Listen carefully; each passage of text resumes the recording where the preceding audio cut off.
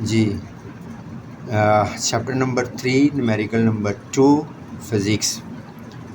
एक बॉडी है जिसका मास 80 किलोग्राम है और अब उसका वेट फाइंड करना है चाँद की सरफेस पर और ज़मीन की सरफेस पर। यानी बताना है कि चाँद पर पहुंचकर उस बॉडी का वेट कितना हो जाएगा और ज़मीन पर उस बॉडी का वेट कितना होगा। बेटा जी की वैल्यू जो ज़मीन के लिए होती है वो 10 मीटर पर सेकंड स्क्वायर होती है और मून के लिए जो जी की वैल्यू होती है वो 1.6 मीटर पर सेकंड स्क्वायर होती है। अब इसका सलूशन निकालते हैं। सबसे पहले वेट एट अर्थ। वेट एट अर्थ निकालने के लिए फार्मूला अप्लाई होगा W = m × g। चूँकि ज़मीन पर वेट निकालना है इसलिए जी की वैल्यू 10 यूज़ होगी। 80 को 10 से मल्टीप्लाई कर दें 800 न्यूटन। अब इसी तरह वेट एट मून, जी की वैल्यू 1.6 मीटर पर सेकंड स्क्वायर यूज़ होगी। वेट का फार्मूला m/g इस्तेमाल होगा। जी की वैल्यू 1.6 यूज़ होगी।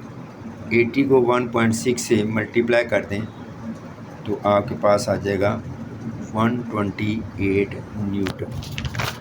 न्यूमेरिकल नंबर 3 जी,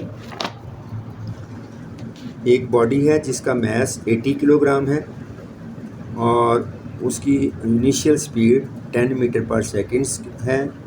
फाइनल स्पीड 30 मीटर पर सेकंड करने के लिए 10 सेकंड में कितनी फोर्स लगानी पड़ेगी। तो बेटा इसमें फ़ोर्स फाइंड करनी है, लेकिन फ़ोर्स फाइंड करने के लिए हम फार्मूला इस्तेमाल करेंगे F = ma और हम पहली इक्वेशन की मदद से पहले a निकालते हैं। Vf = Vi + AT यूज़ करेंगे। Vf की जगह 30, अब Vi की जगह 10 और टाइम की जगह 10 और 10 जो है लेफ़्ट साइड से राइट से लेफ़्ट साइड पे ले जाएं तो 30 - 10 हो जाएगा जो कि 20। 10 मल्टीप्लाई हो रहा है ए के साथ, राइट साइड पे जाके डिवाइड हो जाएगा तो ए आ गया 2 मीटर पर सेकंड स्क्वायर।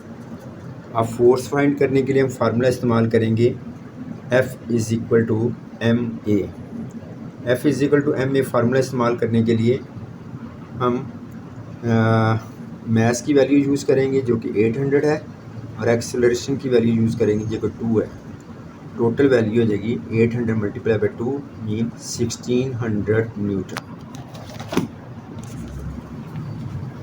एक शख्स बुलेट चलाता है, वो चाहता है कि जो बुलेट है जब वो चलती है तो बंदूक किस स्पीड से पीछे की तरफ मूव होती है।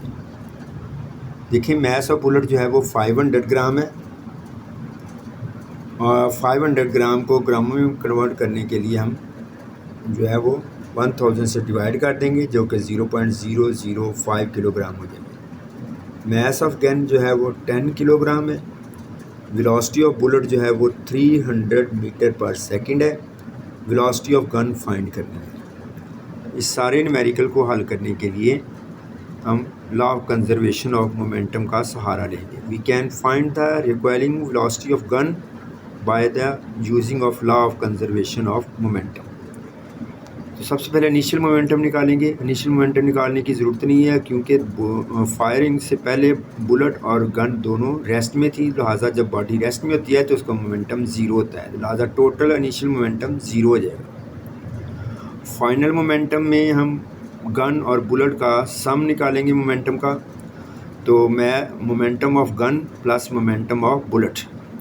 मोमेंटम बेटा होता है मास ज़रा वेलोसिटी, तो मास ऑफ गन 10 है और वेलोसिटी ऑफ गन फाइंड करनी है, प्लस मास ऑफ बुलेट 0.005 है और बुलेट की जो वेलोसिटी है वो 300 मीटर पर सेकंड है।